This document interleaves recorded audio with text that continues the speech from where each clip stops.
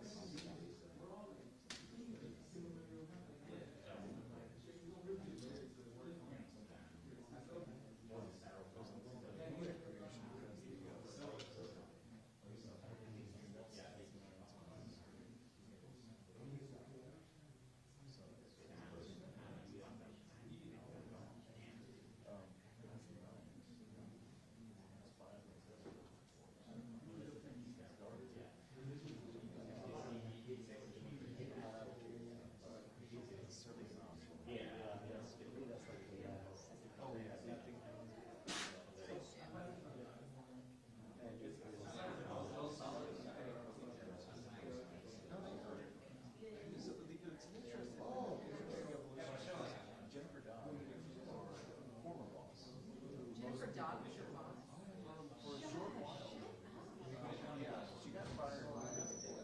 Okay. Well, I know things about it. Again, if you say stuff about me, you're stuff about me. You know what I mean? Like it's everything. So it's like. Everybody who was perfect was no one working yet because you turn on us.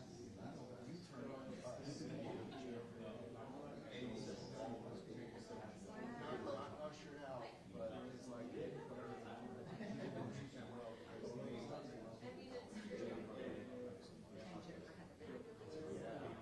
So the culture changes when you have to learn to make that. You know what I mean? Like that's not good.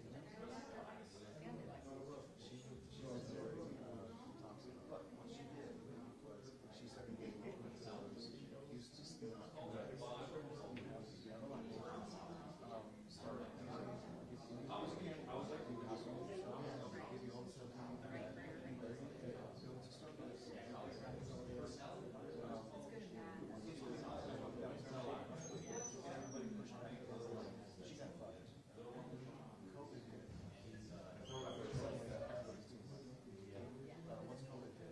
Everyone, Chief will be down in about 5 minutes. 5 minutes.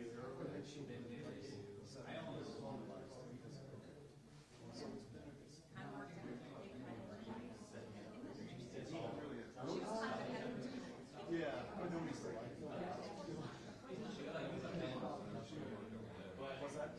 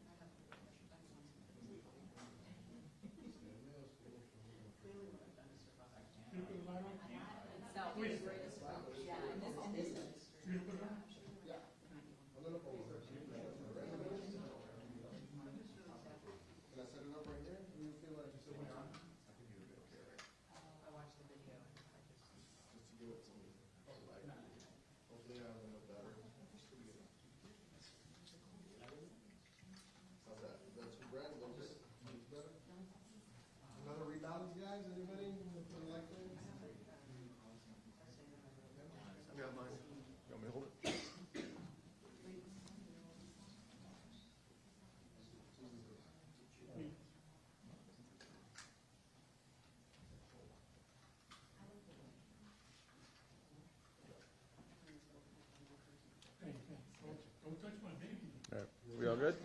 I'll tell you a story about that. I'll tell you a story about that.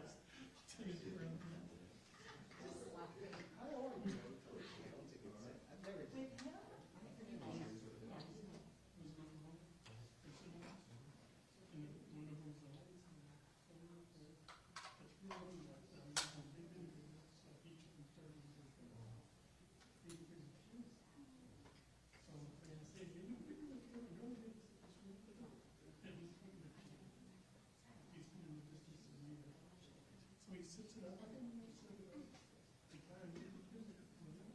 The guy running the comes up there and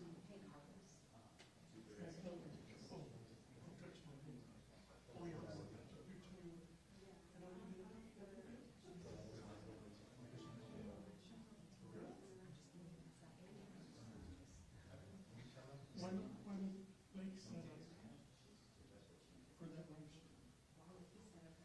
Because look where I'm at. They told me they had me for slap shot. I mean, I can do that. You want to move out? I mean, Jordan just wants to say anything else, but okay. Sure. Good, I don't like that. I mean, I'll move right now. That's what I'm here.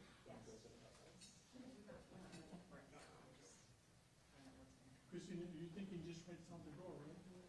Just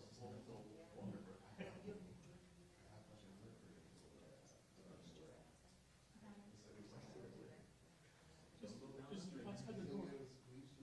Or out in the lobby also. Step up there in front of him. Tell him to hold on. He says, Okay, I just need to,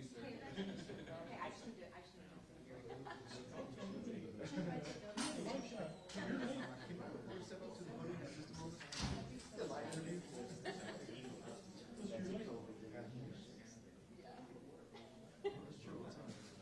What library are you on?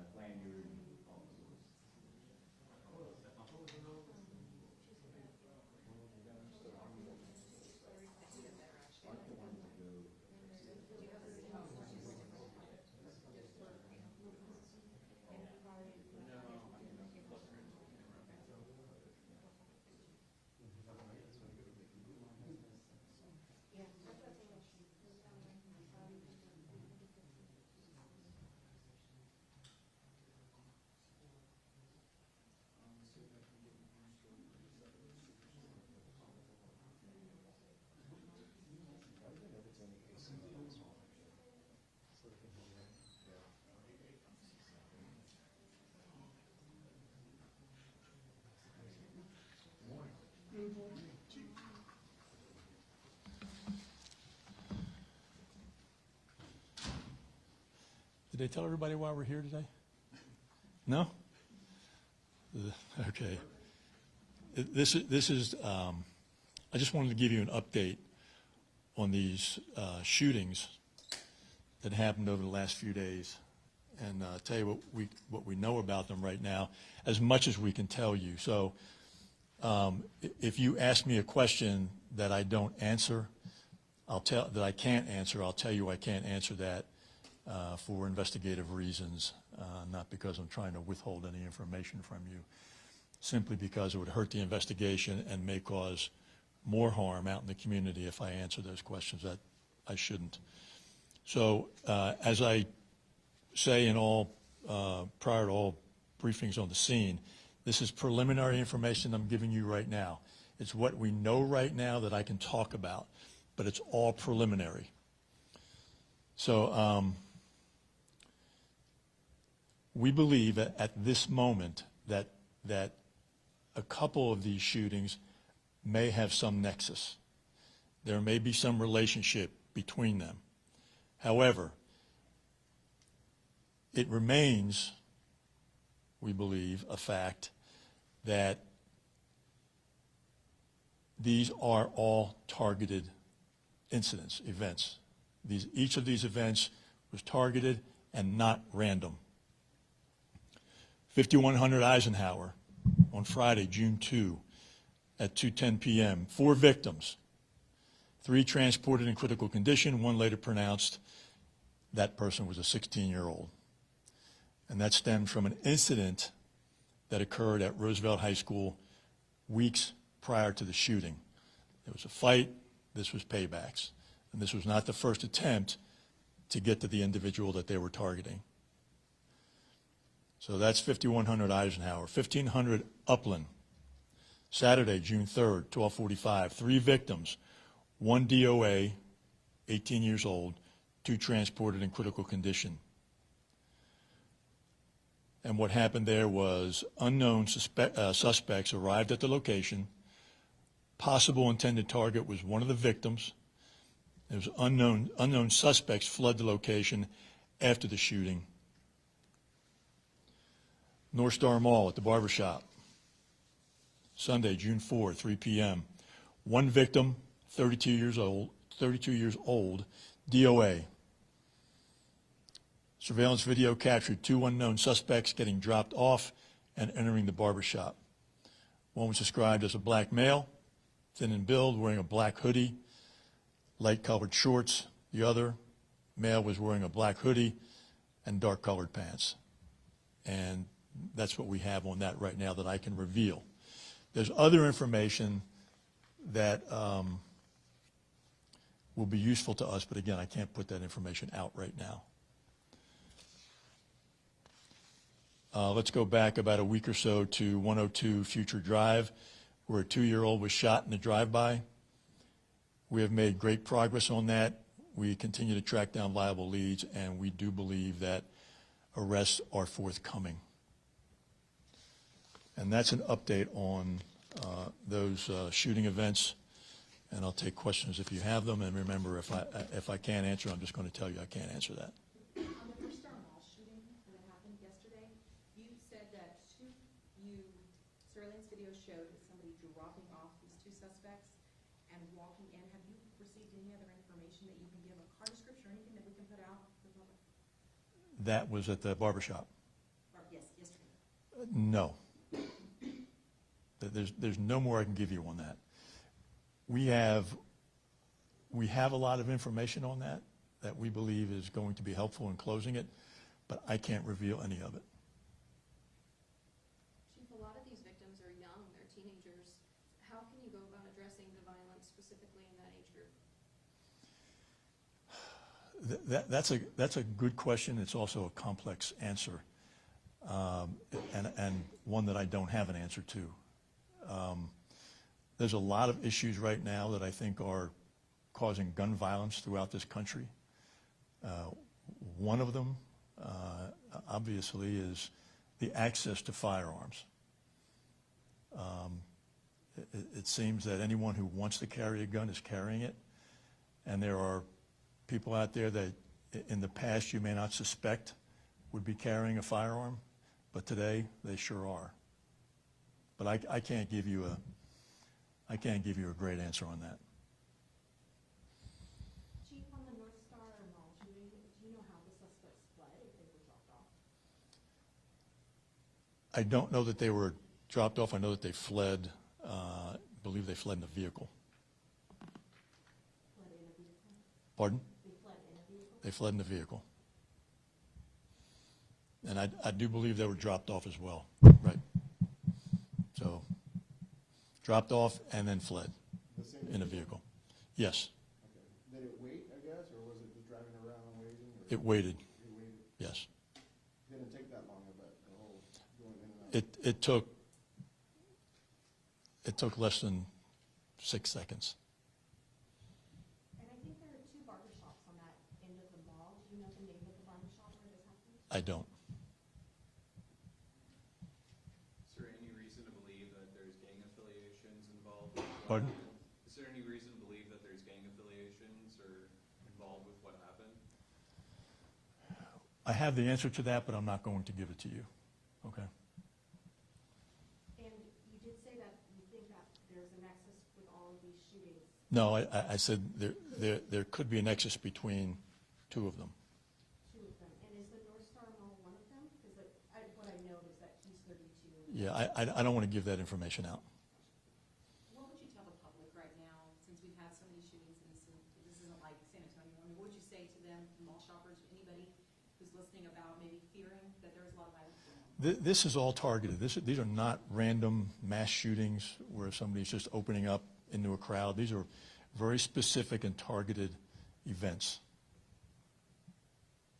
But I will say, though, that when these events happen, there is danger to innocent bystanders. Time for a couple more questions. I have three in a row. And what you just said was my first question. When you say targeted, and I'm just repeating what my neighbors are saying to me because I live in the area, but this is what my neighbors are saying to me. When they hear the word targeted, that they feel that discounts the fact that a 5-year-old was hit, a 60-year-old woman was hit. Can you speak to the fact that there is collateral damage happening here? There absolutely is collateral damage. I mean, in each one of these shootings, starting with the one on Future, there was collateral damage. A 2-year-old was not the intended target. The 60-year-old was not the intended target. Matter of fact, the intended target in these shootings was not the one that most suffered.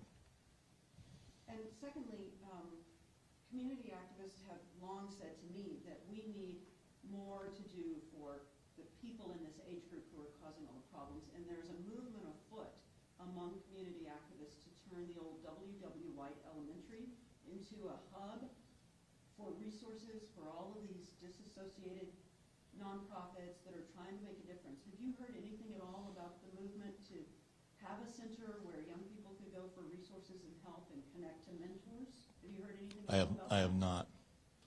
I have not. Is there any other movement afoot to provide direct services to teenagers in especially the north and east quadrants? There are services out there available to them, both in the city and the county. It's just simply a matter of reaching out and asking for it. I will conclude with this, and I've said this before and I'll continue to say it, that let me start with the police department is working hard out there. Our arrests are up this year over last year over the year before.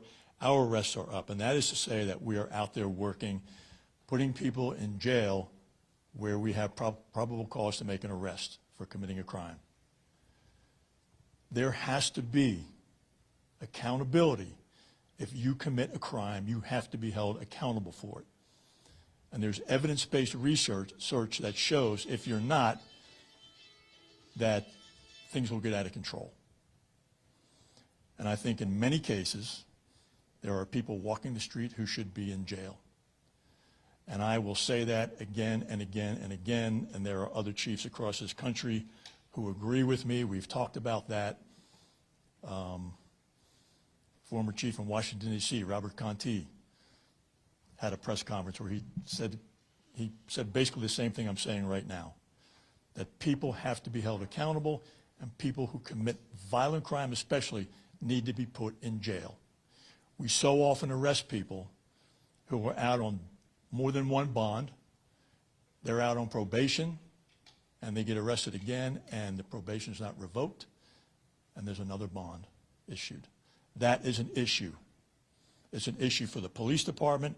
It's an issue for every person walking the street who could be put in danger by these folks who are being put back out on the street. And so, as an ordinary citizen who's watching the magistrates, because that's who's putting these people out on bond, what is your solution for holding the magistrates accountable? Because they're the first line of defense. You know, They're turning these people loose. It's not for me to come up with a solution for that. There are different elements that make up the criminal justice system. The police department is the first step in that. And I'll say it again, that we are doing our job. We are working hard to address crime, to deter crime, to arrest people who commit crime. What happens after that is out of our control. Thank you all very much. Thank you.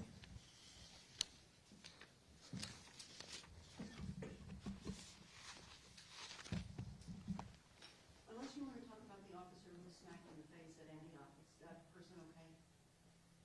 The- The officer that Yes, yes, was assaulted at Yes. Antioch, that person's okay? yes, she's doing well. And what happened to that person who committed that assault? That person was arrested for assault on a police officer.